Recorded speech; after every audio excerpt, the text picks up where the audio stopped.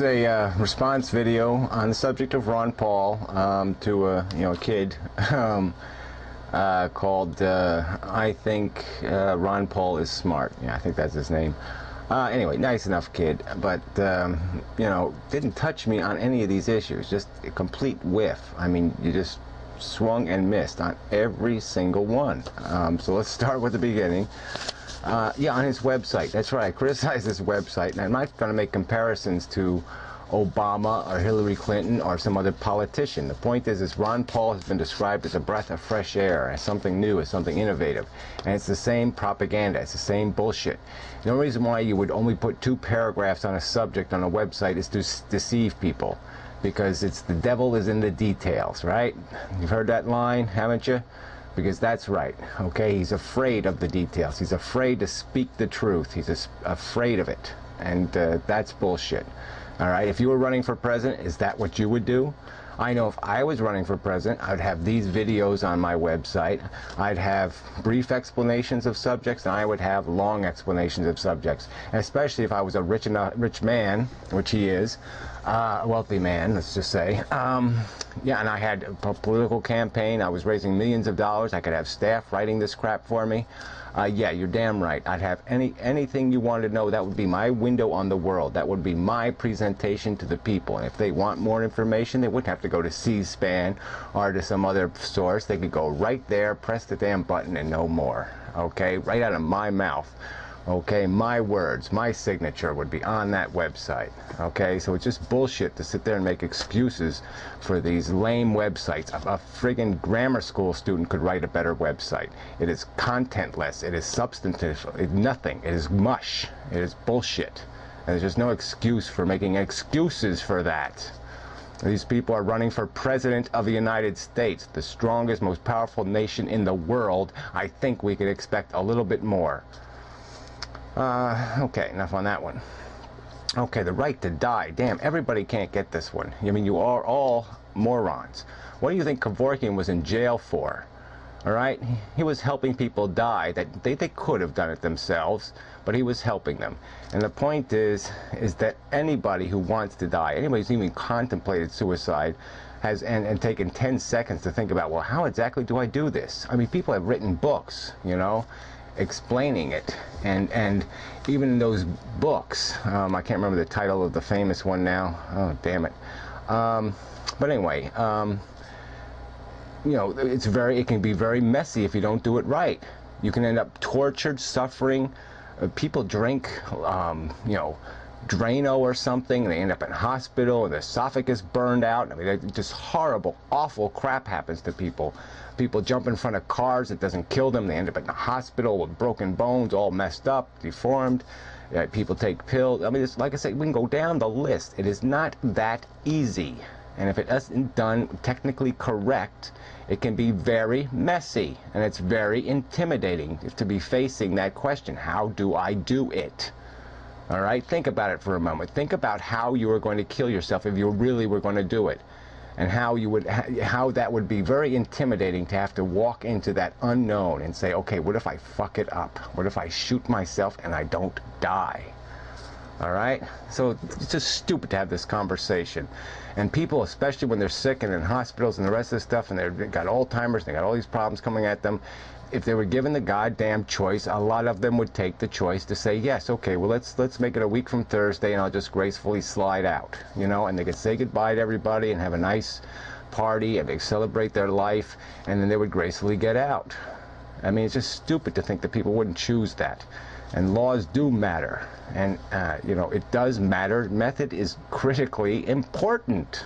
Just, I can't believe people can't understand that. All right, I don't want to waste too much time on that one. Then you said cutting income taxes helps the majority. No, it doesn't. Okay, the majority doesn't pay much in income tax. The majority pays a lot in Social Security tax and in Medicare tax. Okay, and the businesses also pay half of those too. And those are the major taxes for most workers under the median income. Okay, they pay very little income tax, actually. Okay, the most income tax is paid by the rich, and it's a progressive tax, meaning that the more money you make, you do pay more at higher levels of income. It used to be very much more, and we have already destroyed the income tax, progressive income tax in that sense, because we have eliminated the higher tax brackets for the very, very wealthy, and we have seen the result of that, which is right now we are at the highest point since right before the Great Depression in terms of the rate at which the wealthy are becoming wealthier. So that's where you get when you destroy the income tax. It's a progressive tax. Consumption taxes are regressive, meaning they hurt the median and lower income much more than they hurt the rich. Okay, I never said inflation was a good thing. You got that one all wrong. You'll never find those words coming out of my mouth.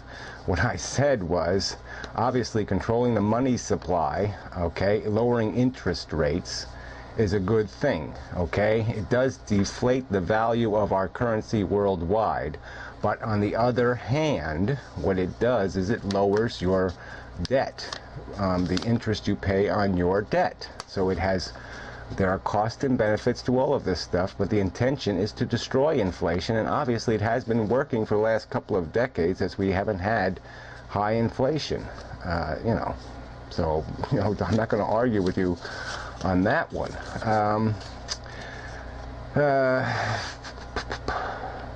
Okay, then to this 50% on abortion. Most people believe in abortion. We're talking about a guy who's running as a libertarian, all right? A libertarian opposed to abortion, that doesn't make any sense. And my argument that it is a religious belief is founded not in the fact that you might think it is murder. The point is if you are going to declare a fertilized egg a fucking human being, okay? So if you're going to tell me that a fertilized fucking egg 3 days after conception, or 2 weeks, or a zygote, a month even after conception, if you're going to call that a human being, you have to be a religious nut. Okay, because anybody who understands anything about evolutionary science and biology is going to understand that that thing is not a fucking human being. And it certainly is a lot less of a conscious, sentient organism than what you ate for fucking goddamn dinner. So I'm just going to call you a fucking asshole if you can't understand that.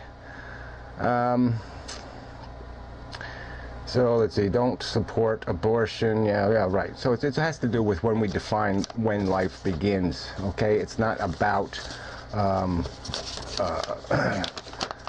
any other distinction about murder or any of this other crap. So again, nothing to do with religion. It's very much to do with the whole fucking subject is laced in fucking religion. 90%, I'd say at least 90% of the people who oppose abortion are Christians in this country. There's no doubt about it. It's a fucking goddamn fact. All right, then the guns on the airplane things. No, Ron Paul didn't just say pilots should have a gun. He said off-duty cops, the rest of them, they all should be able to carry their guns on the plane. And I just made the simple point that the cops in my town, the cops here, the $100,000 a year cops, are a bunch of alcoholic loose cannons. And they're not exactly the fucking kind of people you want on an airplane with a gun. I mean, look, cops, we couldn't even pass a federal law, okay, about spousal abuse because so many cops had beaten their wives, and so we were going to take the guns out of the hands of so many cops we couldn't fucking pass the goddamn law. So I'm not going to talk about that subject, but yeah, we don't need more guns on airplanes. Not a good idea. You're not going to stop it. If I'm holding a fucking goddamn pencil to a woman's neck on an airplane and she's in front of me, what is a cop going to do with his goddamn gun? Stupid. Okay, then Social Security is broken. No, I did not concede Social Security is broken. I simply made the simple point that the fix, the repair for Social Security, it would have been in trouble because of the population imbalance, okay, because of the baby boom generation, okay? And they fixed that problem by making Social Security people paying Social Security tax pay in advance, all right? So for the last 2 decades, people have been paying in advance into the system, into a fucking trust fund, and these motherfucking income taxpayers have borrowed the damn money, okay, and then there was damn, you said I should do more research. No, you're the person who's you know, a little ill-informed. And then the state power thing, you like I said, you don't know the history, but you know, look up Martin Luther King and look up the 60s and the 70s, and you look up the word states' rights, and you'll find out what states' rights are about. States' rights empower minority tyrants. State rights empower the tyrants that run states. Okay, and they will be tyrants in much of this country. And then that was part of the argument, too, that abortion would be legal in most states. That is statistically, plain and simple bullshit. Abortion will be illegal in most states in the country if states are allowed to make the decision. The entire middle of the country will have no abortion rights, and the South. The only place you'll be able to get an abortion is probably going to be New York City, okay, and California. All right, so don't, you know, you're just full of shit to think any other way. Okay, and then you made some comment, I don't have it notes here.